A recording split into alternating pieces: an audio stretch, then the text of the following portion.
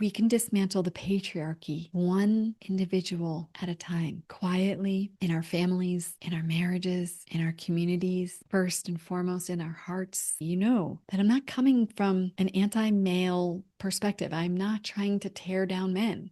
I'm not trying to lift women up at the expense of men. And I'm not trying to say that women should become the dominant culture and overpower men. None of that. None of that. I know we can do something different. But it does require us to hold nuance and contradictory thoughts and to grapple.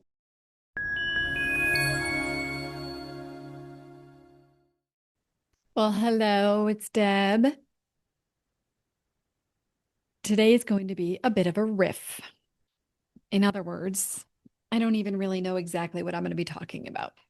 I mean, I know what I'm going to be talking about, but I don't know what's going to come out of me. So, the people in my evolution membership know that those are some of my best calls. I do these teaching calls, and what I will do is I'll take one of the topics that we've done in the past at times, and I will riff on them at my current level of consciousness, my current level of whatever I'm interested in exploring. So it's always a little bit fun and interesting. And usually I'm as surprised as they are on whatever comes out of me because all I know is that I have something I want to riff on and then I just go for it. So the thing that I want to riff on today is related to something that I want to start to talk about a little bit. Maybe I'm not sure if it's going to be an official series that I'm going to work on here, but gosh, I can't even decide if I want to do it as a podcast episode or if I want to do it just as blog posts. If you didn't know it, I write as well on inspireforlife.com, which is my website. I have a blog and I write there too, and they're not always the same things. So I might write about something there that I have not talked about here and vice versa. But on this particular topic, which do you want me to tell you what it is? I guess you already know because it's in the title, but um, I want to talk about the patriarchy. But I wanted to start by saying that I've always had a little resistance to talking about the patriarchy or using that framing. And there are many layers of why I think I've been hesitant to use the phrase the patriarchy. And I'm going to share more about what the patriarchy means and all of that stuff in future episodes. And maybe I should do that first. But for whatever reason, today just feels like I want to talk about what we're really fighting against and clarify my thoughts around it.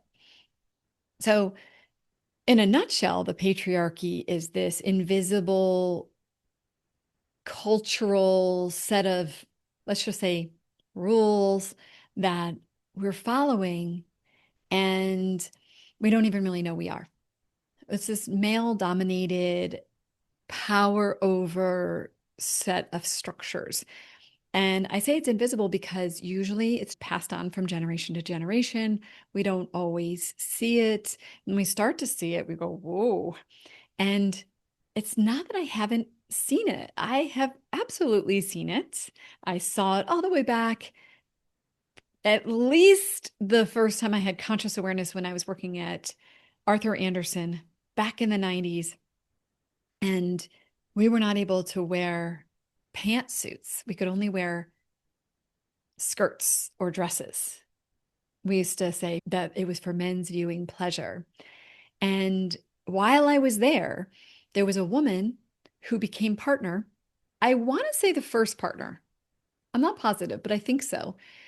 And when she got into the partner role, she immediately changed that policy.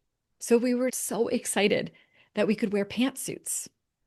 And that's why sometimes I don't wear pantsuits anymore because I just don't need to. But people would say, "Why do you always wear pantsuits?" And I would say, "Oh my God, it was like a reclamation. Like we were allowed to wear pantsuits."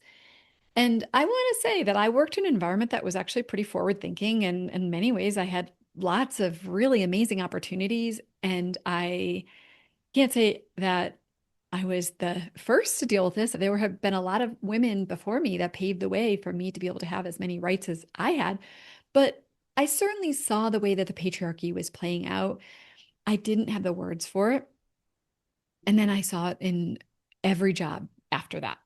And I'm not going to get into all of that detail. That's for another time.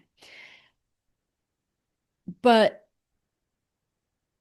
if you start to understand the way that this plays out in our lives, you start to realize, wow, we are all victims of this patriarchal way of living, men and women, in different ways and in some of the same ways. I don't want to promise you that I'm going to cover everything today because I can't. It's such a big topic. I already have something like 6 blog posts that are queued up for me to start posting. And that means that I have a minimum of 6 episodes if I decided to talk about it. That would be just to kind of set the stage, by the way, not even probably to even come close to everything that I or anyone else would have to say about it. But I think what feels really important to me is to talk about why I've been hesitant to talk about the patriarchy from that framing, why I have some hesitations around even the term feminism. And yet I consider myself to be 150% for women's rights. I think that everything I do in the whole soul way and everything that I've done in my life has been completely rooted in women reclaiming our full power, our sovereignty, our bodily autonomy, changing and shifting patterns in relationships, for example, marriages, maybe workplaces, by being brave and standing up for ourselves. Truly, what I would say is that we all, in the whole soul way, in the evolution membership, for sure, but anyone who is learning the whole soul way is really learning how to dismantle the patriarchy. And I like to say, what we first have to do is address the inner oppressor, the ways that we've internalized the voices of a sexist, misogynistic, male dominated environment, and that we've subjugated ourselves in some ways, that we've made ourselves small, that we have shrunk ourselves and abandoned ourselves. And all of those things that we've done, it's not to blame us. We're part of a system, and we often unconsciously absorbed it and then we just started living it. So we're first having to dismantle that inner oppressor. But then after that, the work is in how to show up differently in the world. And that's really brave because that's usually when we have to start creating a little friction in our relationships and maybe asking for things we wouldn't have asked for before, speaking up for ourselves, or possibly not engaging in some of the ways that we've participated in the dynamic. Again, not something that I can go into all the details of, but I just want to say that ultimately it's liberating ourselves and extricating our relationships from this way of thinking, finding ways that are from our authentic truth, showing up there, and then also bringing that into our relationships, and then working with our partners to kind of pull our whole relationship out of that structure and find a relationship that really is truly genuinely what works for both people instead of falling into those rules and roles and responsibilities that we've just automatically taken on. I think it's especially true for couples who end up having families. I think it starts to really bring up these division of duties and structures. And I think it's also especially true for people who are Gen X and baby boomer. But the reason why I wanted to talk today is I wanted to say that the way that feminism and the fight to dismantle the patriarchy was playing out before my eyes seemed to be much more about women versus men. And I know, you're going to tell me that that's not true. And you can go ahead and tell me that it's not true. But I can tell you that my own personal experience was that it was. And I remember one time when I was advocating for boys, which I'll get into a whole nother thing on that, but I was advocating for boys. I was working on a goal of creating a White House Council for boys and men because, in many, many ways, boys and men are not thriving. And again, you can argue with me all you want, but there's some real truth to that. And so I was working on a committee to prioritize boys and men in our country. And Somebody actually said that I was a female hater. I'm a woman hater. And I was like, really? Like, I spend every waking moment of my day trying to help women to liberate themselves from things that are limiting them, including the patriarchy, helping women to stand strong in themselves. I was like, wait a second here. And it wasn't just that. The whole thing about toxic masculinity got into this whole men against women. There was this movement. There's a movement. I don't remember what it's called, but it's a movement to say you're agreeing to never date or marry men because men are part of the problem. And yes, some men are part of the problem. Yes, all men are unconsciously benefiting from the system, but very few men are actual perpetrators in a knowing, intentional way. I looked up some of the statistics, and I'm not saying that my numbers are perfect, but about 0.1% or less of men hold significant power, like CEOs or major politicians, billionaires, military leaders.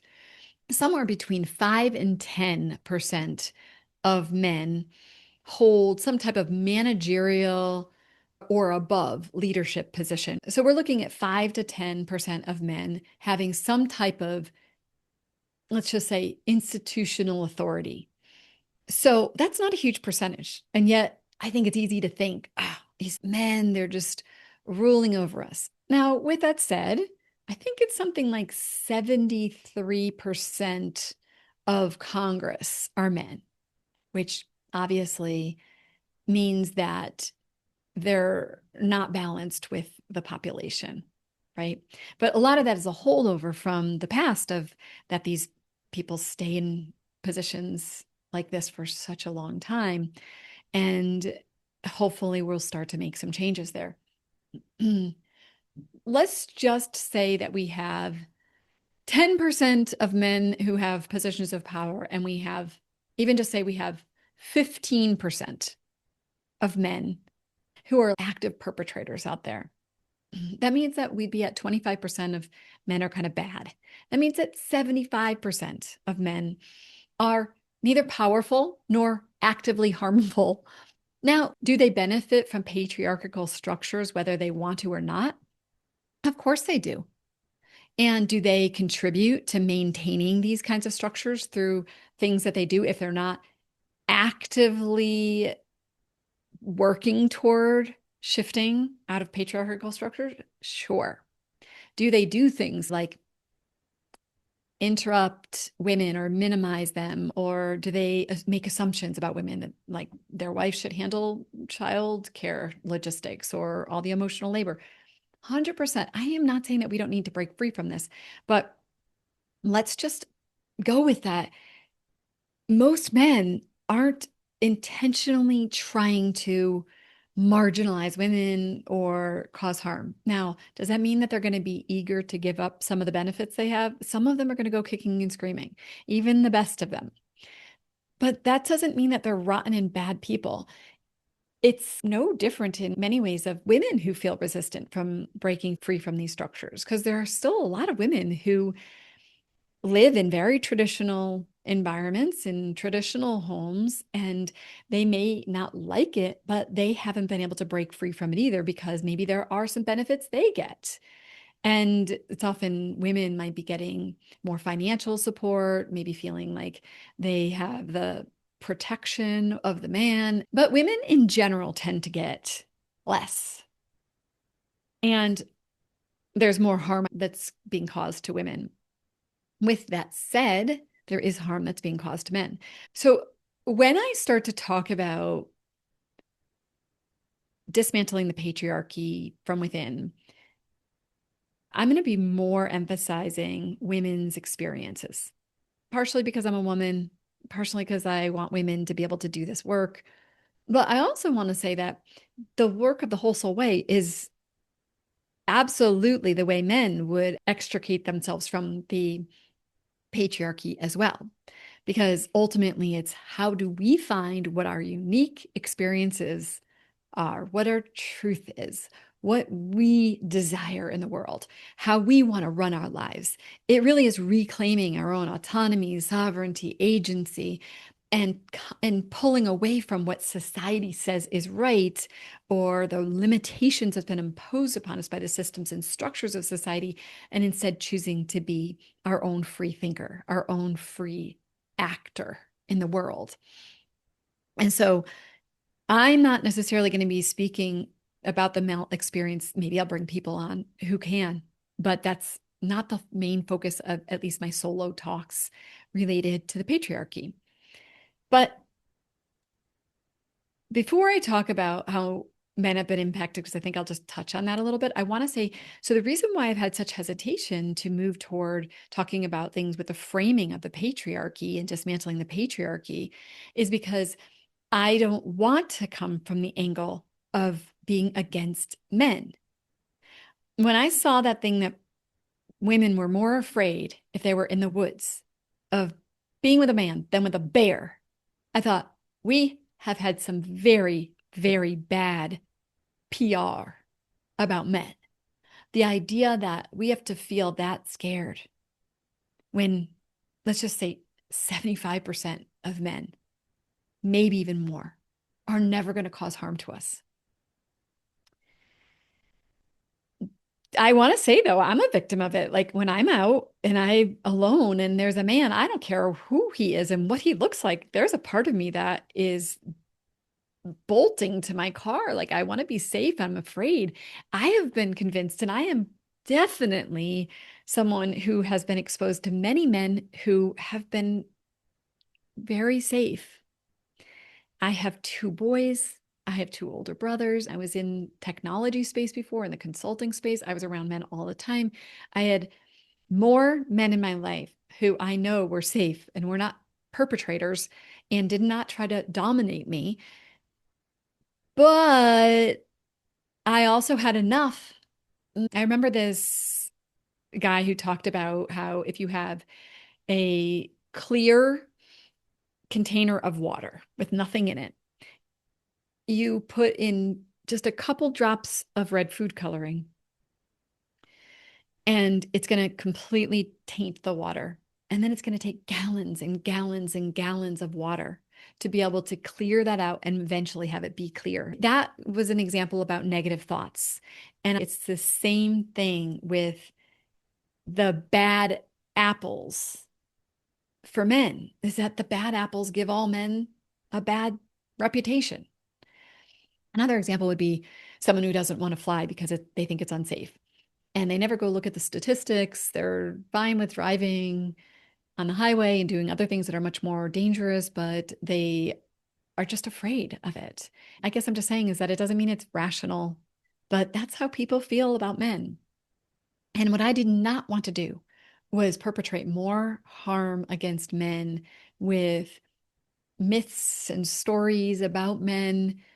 And I wanted to make sure that what we were doing in the world is fighting the systems and the structures of the patriarchy, not fighting men, not pitting women against men or men against women. And as a mother of two boys, I really felt that way. So all the while when I'm advocating for boys, I am 100% personally dismantling the patriarchy. I don't want it for my boys. I don't want it for their future partners. I don't want it for anyone. I want to find our way to get out of that. I don't think the answer is a matriarchy. I don't believe that it's women being in charge. I really believe that it's us finding a way to work together and to get the dominant power over narratives from our minds and having everybody have the right to choose, to be who they are, to bring their most authentic selves into the world. And for all of us to do the inner work, to notice our impulse, any gender, to dominate, to overpower, to use coping mechanisms to stay safe that sometimes include criticism or control. It's everyone that has that. And the problem with assigning it to men, even though, yes, historically men have had more power, is that we end up in a situation where we don't speak about the characteristic as much as we speak about the person or the gender. And I want to say that I think that everyone has the power to dominate because we've been in a culture that is dominant. That's what we've learned is power over zero-sum game, right and wrong, good and bad.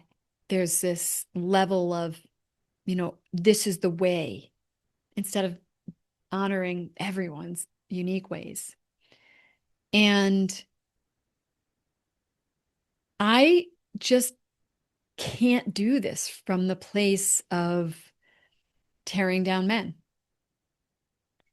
Now, I'm not saying that I'm not frustrated with the situation. And sometimes I'm frustrated with my husband. And it's been a hard journey for us to unhook from it. But I kind of feel like because I've walked the path of not just walking away from my marriage and then finding my own sovereignty, I've been learning how to claim my sovereignty, my agency, my autonomy as a woman who was in a corporate job, making the same amount of money as my husband. And then when we had our babies, I decided to stay home. I gave up my entire career and stayed home with my amazing children, and I loved it. It was a delight. It was wonderful, hard, but it was wonderful. And then I went on to build a business, the business that I'm running right now. It's been an interesting journey, and I'm here debating whether I want to share that.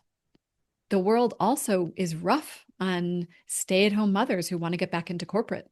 It was very hard for me. I did do some consulting afterwards, but I did not find it was just easy for me to go back into the corporate world. But I think a lot of it had to do with the fact I was a little bit unsure if I wanted to because I didn't really want to pull away from my mothering. I really prioritized that. But I also wanted to have a career and do something else. And so I ended up building this business. And what happened in my home, as someone who I considered myself to be a very strong-willed, strong, capable woman, I was definitely not a pushover, but we inadvertently fell into these roles, these very, very clear gender roles, where I did everything at home and he brought in the money. He was a great dad. He's a good guy. Like, this is not a man who's trying to cause harm to me. And yet we ended up being in such a, uh, just a relationship that ended up being so oppressive to me. And it's been slow. I've had to be so patient. And I know women who left relationships because it's easier, I think, to find ourselves when we're not in the midst of all of the crap. And there are plenty of other reasons. I'm not trying to say that's the only reason why a person leaves. They have plenty of reasons. And I was fortunate to have a man who, even though he's not been raising his hand, jumping for joy, incrementally, in tiny little steps, we have been finding our way toward more freedom from how the patriarchy has negatively affected our marriage. Now, I mean, in some ways, it affected us positively too. Like, he was the primary breadwinner and made it so that I could be home. And I loved being home. And I loved taking care of so much stuff around the house. And for probably about 6 years, I didn't mind doing all of that. But then we got into these roles that just fixed us there. Now, you may say, well, did you give your husband freedom to not work? And I will tell you, I said to him countless times over the years as I was doing this work with him that if he wanted to change that too, we should have conversations about it. And he was very much wanting to continue to do the jobs he was doing, the big jobs and making money. But what happened though is that I didn't even really have the words. It's only really in retrospect that I can see that we were really truly dismantling the patriarchy. I was just following my own internal boundaries that were like, I can't do this anymore. And then I would bring it up to him and then we would work through it. And I'm not kidding you, it would take a long time for us to work through it. And it would take me understanding it better, communicating it in different ways, me understanding his perspective, us trying to find new ways through it. But now that I'm where I am, which is much further down the road and where we have a lot more understanding of how these systems and structures have sometimes benefited each of us and in many ways harmed each of us, I'm now looking at it and saying, I really want to talk about it. I really want to talk about all of this to everyone. And I think the most important thing that I want to share is that, like, if I could help women who are in long-term marriages with children to understand, and men too, to understand that you don't have to fight against him, that you just need to understand what's going on, and that the way you feel is not just normal, but it's becoming more and more common, that women are just unable to be so confined, that maybe it seemed like a good idea unconsciously to fulfill the role of maybe a stay-at-home mom or maybe a working mom, but then feeling like you're the one that does all the emotional labor and you're the one that does all of the planning and all of the social events, and you're doing way more than your fair share. And then there are expectations maybe on his side, and you're just like, wait a second here, we got to have some conversations. These are the natural impulse for you to not be caged, for you to be free. And what you're going through is normal. And it's partially a process that happens, I think, in general, because of the ways that we were raised and all the ways that we were limited as children. And then I think that once we're married with kids, there's a whole nother level of cage that happens around us. And so the desire to free yourself from that is normal. And I'm hoping that I'm going to be able to give you more language to be able to have conversations with your partner, because I didn't have this language. I was rejecting of patriarchy language because to me, it felt like I was going to have to go against my husband. And I didn't want to be living in a home where I felt against my husband or my boys. And so I had to have a little bit of distance from that. Luckily, my soul still knew deep down inside, regardless of all the culture and the politics around it and all of the movements, so to speak, my soul knew I'm not meant to be caged by what I now know is the patriarchy. And so luckily, I just kept feeling another impulse to break free. And I kept on breaking free. And now I realized, oh my gosh, I broke free from my childhood. I broke free from limitations that I imposed probably on myself. I broke free from my ego's limitations on me, my mind's limitations for me. I shouldn't say I broke free. I'm breaking free. I continue to break free. I broke free from the patterns in my family of origin that were limiting me.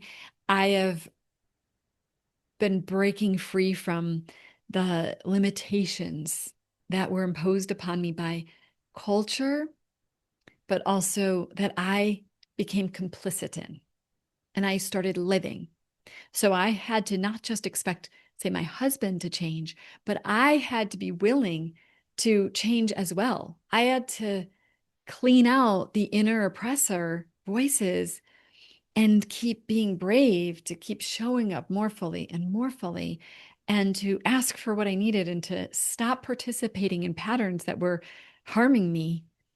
Because I'd often want my husband to change or do something different, but I realized that I was participating in it. And I had to start to say, well, if I'm not going to participate anymore, then he's not really going to have anybody to do this with anymore. So maybe then we'll have to find another way of doing things. And it required me to be brave and have conversations, and oftentimes to feel a tremendous amount of pushback and still be able to be brave enough to do it. I have often said that it's been a bit of a clawing my way through. I kind of feel the pull to go back and be sucked back into it. And then I have somebody else that's kind of like pulling my leg down, being like, come back, stay in this system. And that could have been my husband, or that could have been even ways that I saw other women acting, or ways I'm supposed to be. And the pressure, the cultural pressure. And it's just like I've always been clawing my way. I'm literally using my fingernails right now. If you're on YouTube, you see it. If you're on my podcast, you can't. Um, and so I just want to say, let's free ourselves. Let's free ourselves. Everyone, all genders, everyone, husbands and wives, it doesn't matter. We don't need to keep living this way.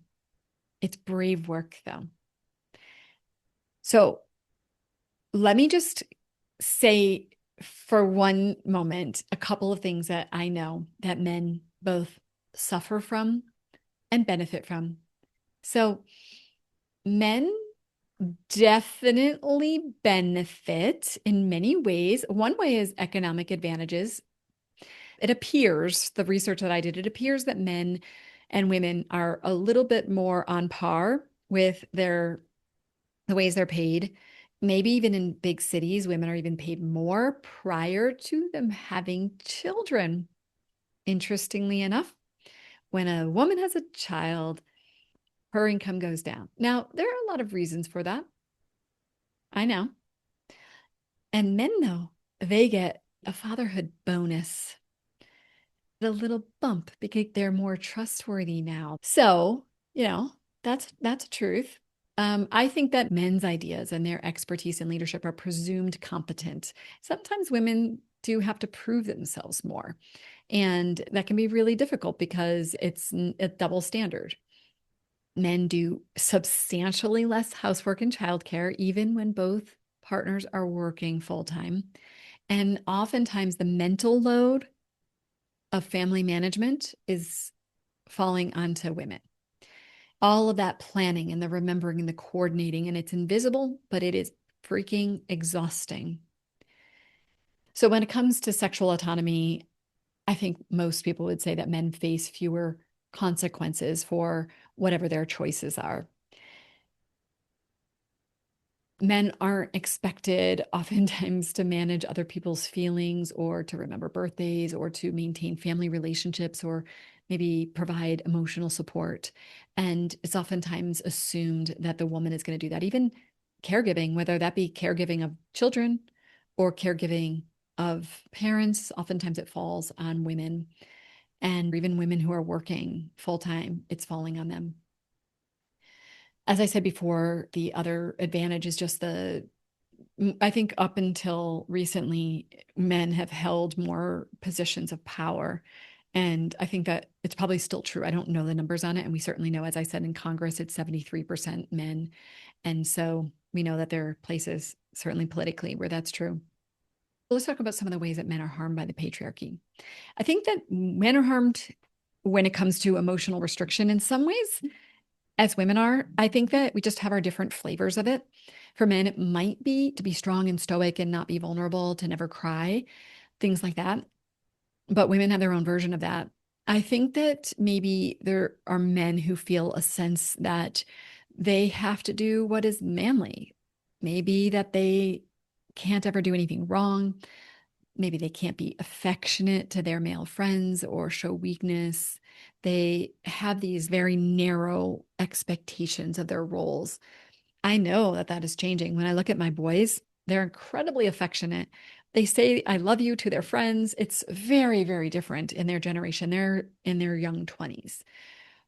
I think that there is some pressure for men to sometimes solve problems through aggression, whether that be through physical aggression or even just dominating a conversation or overpowering a person or shutting down conversations, but also sometimes in violence.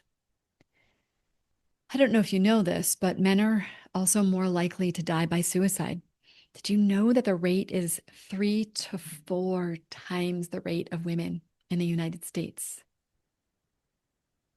Another thing that's a challenge for men is that if they want to be involved parents, they do face some workplace discrimination. And oftentimes, legal systems do assume that mothers are the primary parents and their caregiving is kind of seen as supplementary. And I know that these things are tricky because, women have been facing that discrimination for all these years. And so the work isn't in discriminating against men who want to be involved. It's in getting rid of any of the discrimination for men or women, anyone who wants to be involved with their children, and realizing that raising our children is an incredibly important thing for the future of humanity. And so prioritizing raising our children for a certain number of 5, 6 years, and then allowing a little freedom for these people to take care of their children is good for the world, for the future of humanity. And so for me, it's about saying to workplaces, allow your people who have children to continue to make money, to be able to have a little bit more freedom with their schedule. And a pay it forward model works. The younger generation, or maybe the older generation, picks up the slack a little bit, and we collectively prioritize parenthood. That would be my take on it. Stop punishing anybody for prioritizing their children and wanting to work, because many people have to work, and it's very hard for them to find that balance. Little soapbox there for me. I think that men carry a tremendous amount of pressure to be breadwinners.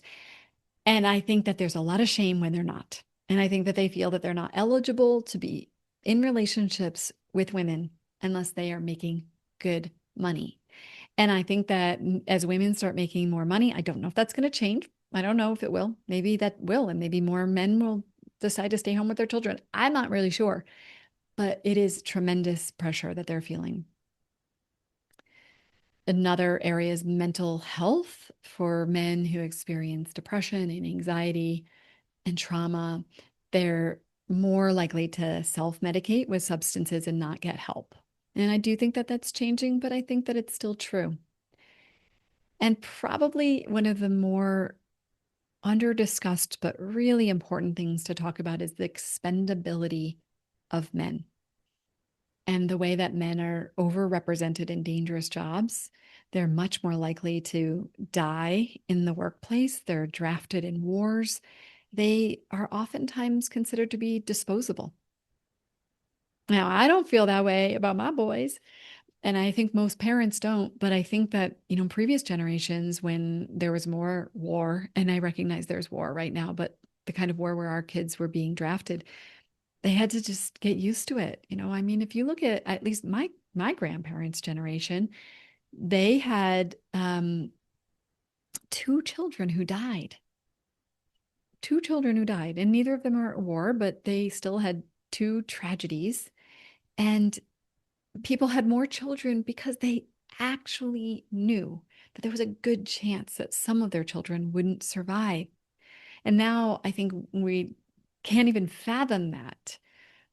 Nonetheless, there are plenty of men across the country and world who are doing incredibly dangerous jobs that are in service to us, and their jobs are pretty dangerous and their lives become disposable. Very few people actually appreciate it. Of course, we appreciate our veterans, but so anyway, I share that because I don't want you to think that I don't care about boys and men, because I do care about boys and men. And I really want the space to be able to honor the process and the journey of women finding their way to liberate themselves from these incredibly damaging, confining, limiting, painful structures to be living in. And I also want to help couples, especially the couples who have been married for a long time, who have had children and ended up in gender roles and didn't even know what was happening. For people who want to find freedom and not necessarily freedom by leaving their marriage, but freedom by both people seeing the systems and structures that have been limiting both of them and, yes, benefiting him maybe more than her, and bravely dismantling them. And so if you're curious about this, I would say, don't wait for my next episode. Yeah. Wait for my next episode, but don't just wait for my next episode. Go to season 1 if you haven't already and start learning the whole soul way. Just listen to it and allow it to show you how to gently see the ways that you're showing up that keep you limited, the ways that you have an inner oppressor, that you've internalized the messaging from other oppressors, and you are limited. You're playing small. Even if you have a big job and you're doing really important things in the world, oftentimes women are still playing small in many ways. And it's time for us to rise. It's a time for us to step into our full power. And when I say step into your full power, I want to reiterate, I do not mean to overpower men. I do not mean to create a matriarchy. I mean to create a new world of interdependence and honoring of everyone, where neither men nor women have more power, and that we actually start to dismantle the concept of overpowering people. Do I think this is going to happen in my lifetime? No. Do I think that I am an important part of that? Yes.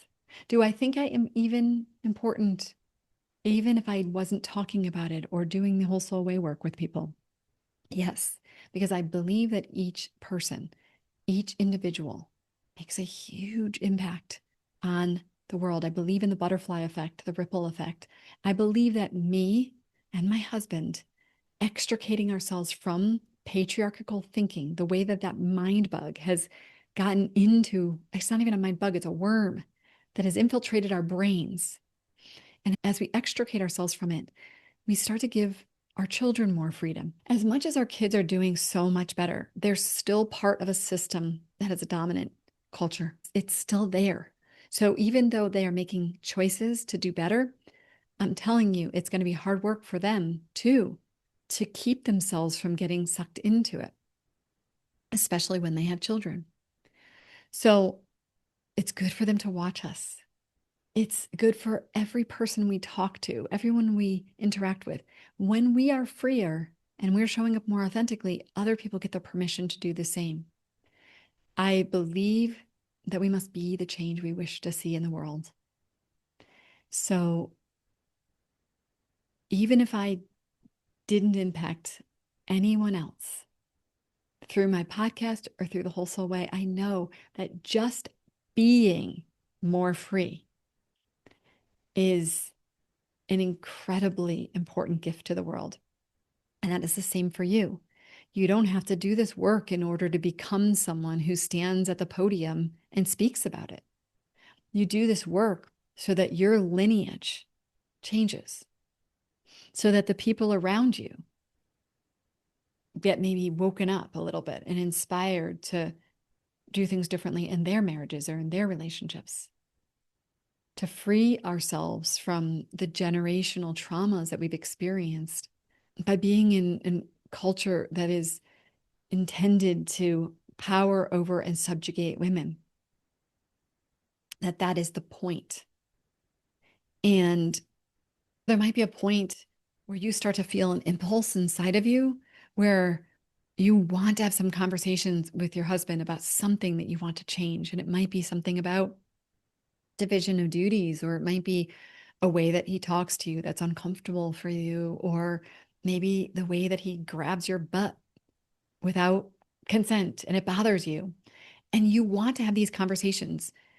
They don't even have to be connected to the concept of patriarchal ways of being and all of that. It's just what you feel in you. Don't question that. That's you feeling this urge to uncage yourself, to free yourself from culture mother, which is what Clarissa Pinkola Estes says. And culture mother, when culture mother comes in and teaches us all these ways, there is a point where we start to say, I don't want to live that way anymore.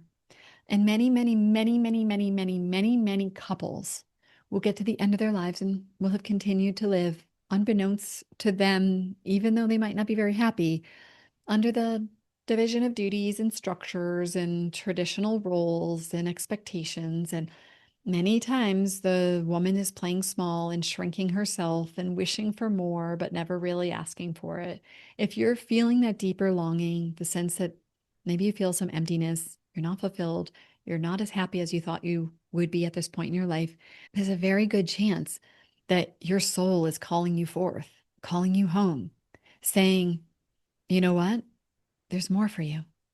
You don't have to subscribe to all the limitations from your childhood and from social conditioning and programming. You can free yourself. You can step in your full power. It's available. And so my invitation to you is to check out season 1 of The Whole Soul Way, and it's free.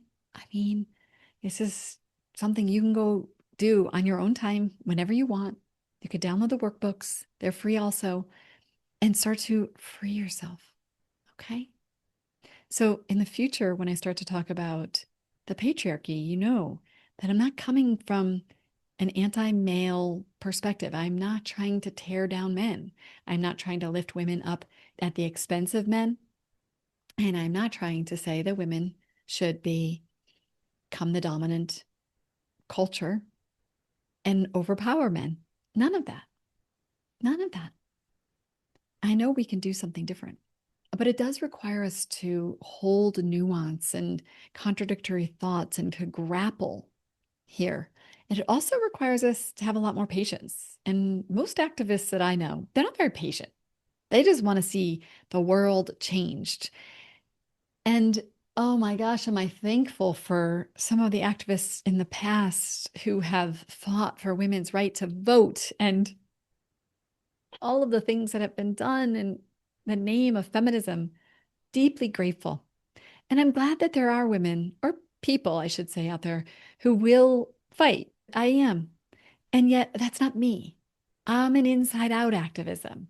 I'm the one that says we can dismantle the patriarchy one individual at a time, quietly, in our families, in our marriages, in our communities, first and foremost in our hearts. Okay. If you have any questions or comments, I want to hear them. And if you think someone else might benefit from this, I want you to share it with them. And if you think your partner would benefit from this, I want you to share it with him or her. And I'm hoping that maybe for any of you who has felt like me, who's kind of like, ugh, patriarchy, so political, it's so charged, it's man hating. We don't have to do it that way. So we're not going to do it that way. And for those of you who think I'm causing harm, because I get that people say that to me, I'm causing harm because I'm not out there just fighting for women.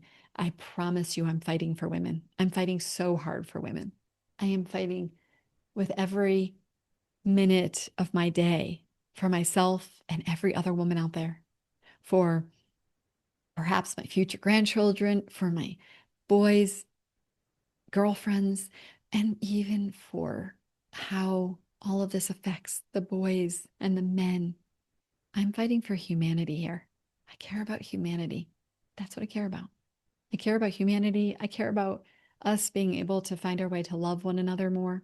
And as I said before, do I expect that this is going to happen in my generation, my time frame? Nope. But I'm going to do the best I can, pass the baton, and when I come back here in a future lifetime, I don't know, maybe it'll be really different. And if you want to make sure that you get the future episodes that I talk about the patriarchy, make sure you follow, you subscribe, and do all that stuff so that you get notified of my new episodes. All right. Keep moving toward wholeness, everyone.